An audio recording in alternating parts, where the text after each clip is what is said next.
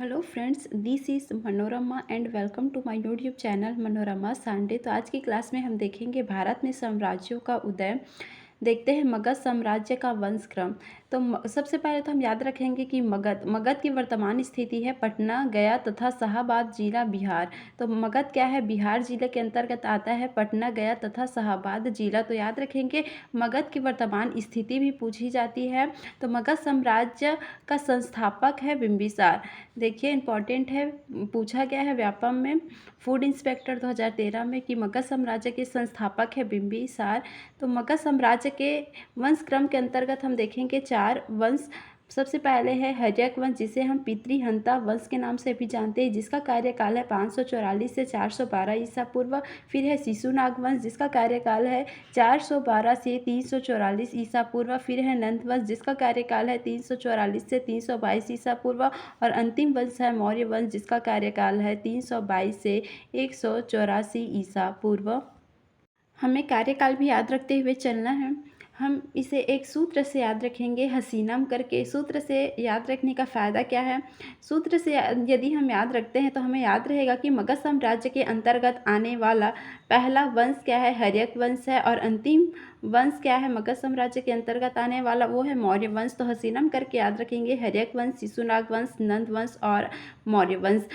544 से 412 ईसा पूर्व, 412 से 344 ईसा पूर्व और 344 से 322 ईसा पूर्व, 322 से 184 ईसा पूर्व। देखते हैं हर्यक वंश या पितृहंता वंश। तो हर्यक वंश के संस्थापक है बिंबिसार। बिंबिसार ने अंग व मगध महाजनपद को जीता था। फिर बिंबिसार के पुत्र है अजातशत्रु। अजातशत्रु ने वज्जी व काशी महाजनपद को जीता था। और अजातशत्रु के पुत्र है उदयन। उदयन के 3 पुत्र हैं, अनिरुद्ध, मुंडक और नागदशक। नागदशक जो है वो अंतिम शासक है हर्यक वंश के। फिर आते हैं शिशुनाग वंश। शिशुनाग वंश के संस्थापक है शिशुनाग। शिशुनाग ने अवंती व वत्स महाजनपद को जीता था। फिर है कालासो काकवर्ण, अंतिम शासक है नंदीवर्धन या महानंदिन।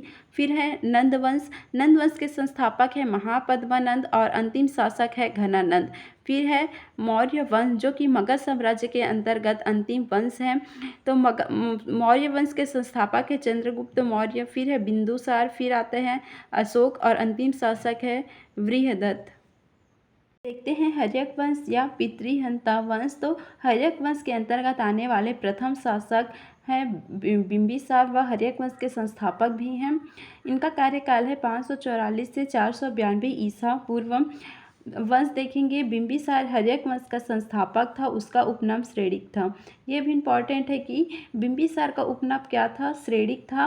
और राजधानी है गिरिव्रज और राजगृह। तो राजगृह को यदि हम याद नहीं रखेंगे तो भी चलेगा, लेकिन गिरिव्रज को याद रखना हमें ज़रूरी है, क्योंकि अभी हाल ही में नेट का जो एग्ज़ाम हुआ था उसमें बिंबिसार की राजधानी पूछा था। तो वो क्या है? गिरिव्रज है। या हर्यक वंश की प्रारंभिक राजधानी क्या है? गिरिव्रज। विवाह नीति देखेंगे तो उसने मतलब बिंबिसार ने वैवाहिक संबंधों से अपनी स्थिति को मजबूत बनाया और 3 विवाह किया।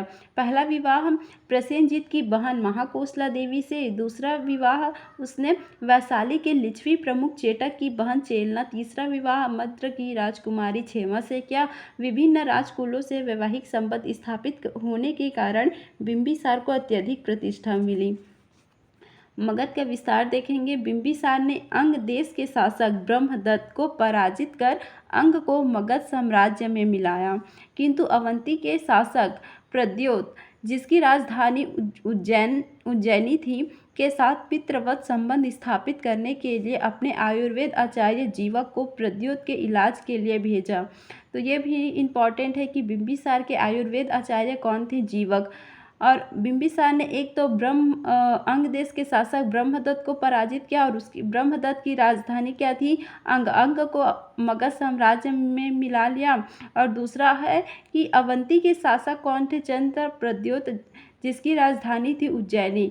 तो अवंती के शासक चंद्र प्रद्योत से मित्रवत संबंध स्थापित करने के लिए बिंबिसार ने अपने आयुर्वेद आचार्य जीवक को प्रद्योत के इलाज के लिए भेजा। प्रद्योत को क्या था, पांडु रोग से चंद्र प्रद्योत क्या थे, ग्रसित थे।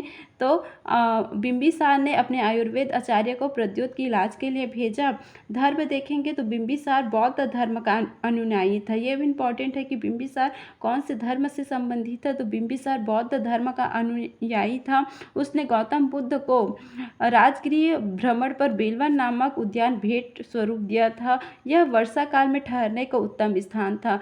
जो बेलवन नामक जो स्थान है उसे बिंबिसार ने गौतम बुद्ध को उनके राजगृह भ्रमण पर भेंट स्वरूप दिया था। जो बेलवन है वो वर्षा काल में ठहरने का उत्तम स्थान था। बिंबिसार बौद्ध धर्म के साथ साथ जैन धर्म को भी मान्यता दी थी।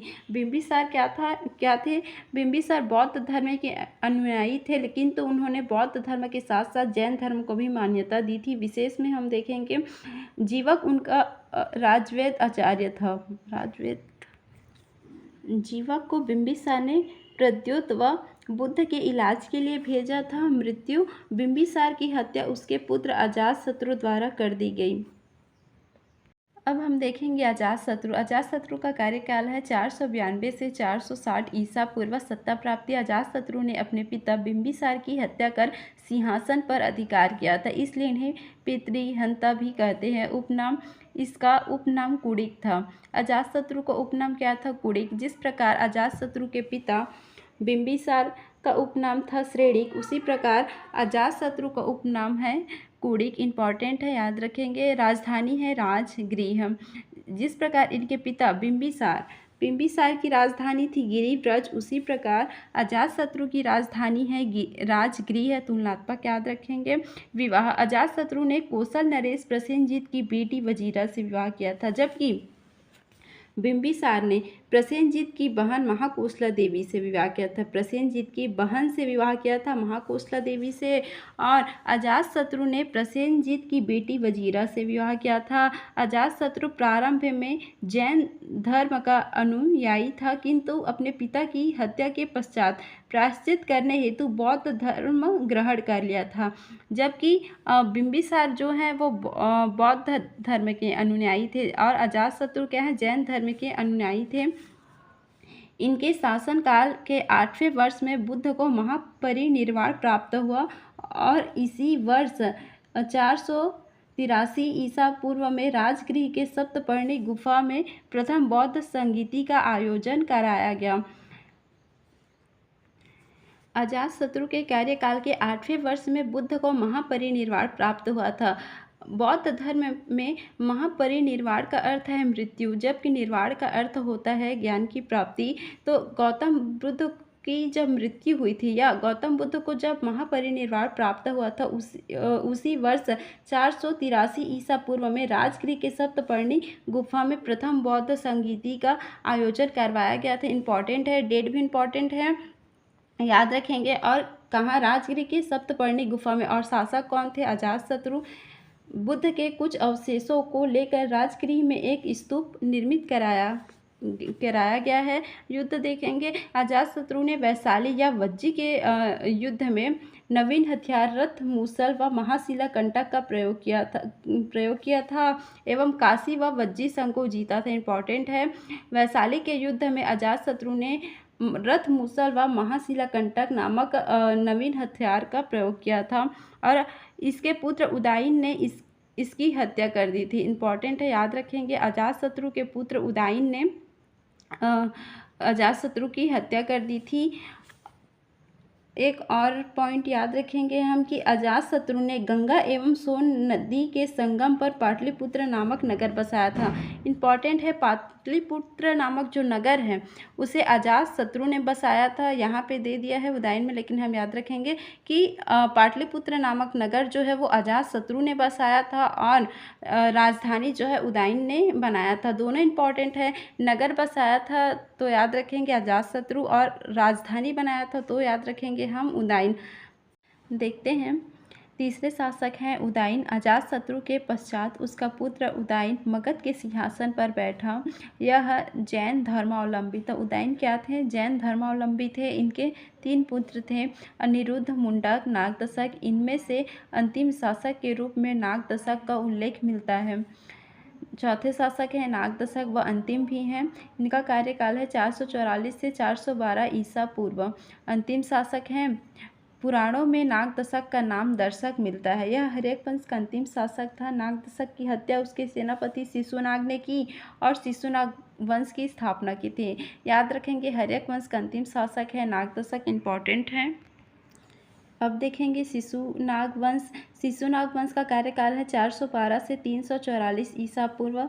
संस्थापक व प्रथम शासक हैं शिशुनाग वंश। इनका कार्यकाल है 412 से 394 ईसा पूर्व। संस्थापक शिशुनाग वंश का संस्थापक स्वयं शिशुनाग थे, इंपॉर्टेंट है, याद रखेंगे। शिशुनाग वंश के संस्थापक स्वयं शिशुनाग थे। उसने शिशुनाग ने सर्वप्रथम पाटलिपुत्र व अवंती राज्य को जीतकर मगध साम्राज्य में मिलाया। यह भी इंपॉर्टेंट है कि शिशुनाग ने पाटलिपुत्र व अवंती या मालवा राज्य को जीतकर मगध साम्राज्य में मिलाया था। राजधानी के रूप में वैशाली को प्रतिस्थापित किया था। शिशुनाग ने अपनी राजधानी वैशाली को बनाया था।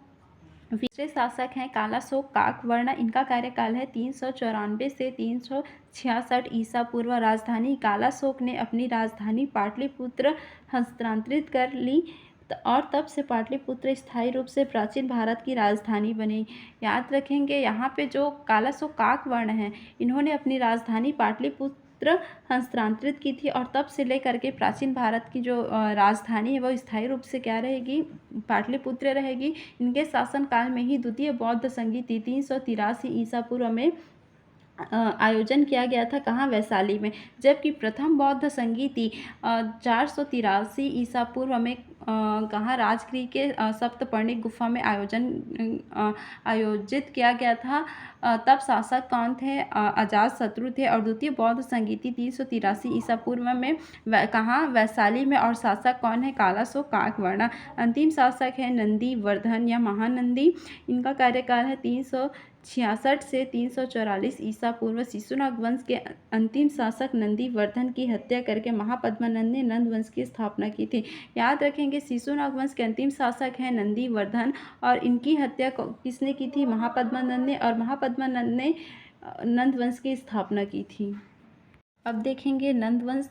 नंदवंश का कार्यकाल है 344 से 322 ईसा पूर्व। इस वंश में कुल 9 राजा हुए, इस कारण इसे 9 नंद वंश भी कहा गया है। उग्रसेन इसे महाबोधि वंश कहता है। प्रथम गैर क्षत्रिय राजवंश माना गया, इंपॉर्टेंट है, याद रखेंगे। प्रथम शासक व संस्थापक है महापद्मानंद। यह नंद वंश का संस्थापक था, इंपॉर्टेंट है। नंद वंश के संस्थापक हैं महापद्मानंद। महापद्मानंद को इतिहास में सर्व क्षत्रिय हंता एवं मगध साम्राज्य का प्रथम शूद्र शासक माना जाता है, इंपॉर्टेंट है। महापद्मानंद को इतिहास में सर्व क्षत्रिय हंता के नाम से जाना जाता है एवं महापद्मानंद मगध साम्राज्य का प्रथम शूद्र शासक माना जाता है, इंपॉर्टेंट है। उपाधि देखेंगे, अनुलंघित शासक, भार्गव, एकराट, पृथ्वी का राजा, सर्वछत्रांतक आदि। एक और है अप्रो परशुराम, वो भी पूछा जाता है, याद रखेंगे। विजय अभियान देखेंगे, कलिंग विजय खारवेल के हाथी गुम्फा अभिलेख में उल्लेखित है, इंपॉर्टेंट है। कलिंग विजय जिसका उल्लेख खारवेल के हाथी गुम्फा अभिलेख में है। एक और कलिंग विजय हम देखेंगे अशोक के शासनकाल में। अशोक ने भी कलिंग विजय किया था 261 ईसा पूर्व में, जिसका उल्लेख अशोक के 13वें बृहद शिला लेख में है। लेकिन ये वाला जो कलिंग विजय है उसे महापद्मानंद ने किया है, जिसका उल्लेख खारवेल के हाथी गुम्फा अभिलेख में है, इंपॉर्टेंट है। खारवेल का हाथी गुम्फा अभिलेख याद रखेंगे। जिन की प्रतिमा को पाटलिपुत्र लाया था, ये भी हम याद रखेंगे। जिन की प्रतिमा को महापद्मानंद ने कहाँ? पाटलिपुत्र लाया था। अंतिम शासक है नंदवंश के घनानंद, इंपॉर्टेंट है। यूनानी आक्रमण, घनानंद के शासनकाल में 326 ईसा पूर्व में सिकंदर ने भारत के पश्चिमी तट पर आक्रमण किया था। संबोधन ग्रीक लेखकों में इसे अग्रमीज या जैंड्रमीज कहा गया है।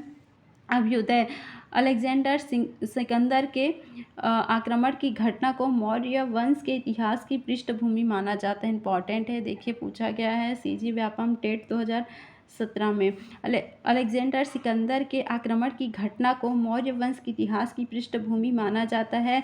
चंद्रगुप्त मौर्य ने इसे पराजित कर घनानंद को पराजित कर व मारकर मौर्य साम्राज्य की स्थापना की थी चाणक्य की सहायता से। इम्पोर्टेंट है, नंद वंश के अंतिम शासक घनानंद को चंद्रगुप्त मौर्य ने चाणक्य की सहायता से मार कर व पराजित कर मौर्य साम्राज्य की स्थापना की थी। यह भी इम्पोर्टेंट है कि यूनानी आक्रमण सिकंदर ने 326 ईसा पूर्व में घनानंद के शासनकाल में भारत के पश्चिमी तट पर आक्रमण किया था। ये भी इम्पोर्टेंट है, इसे भी याद रखेंगे, देखिए पूछा गया है। नेक्स्ट की क्लास में हम देखेंगे ईरानी एवं यूनानी आक्रमण।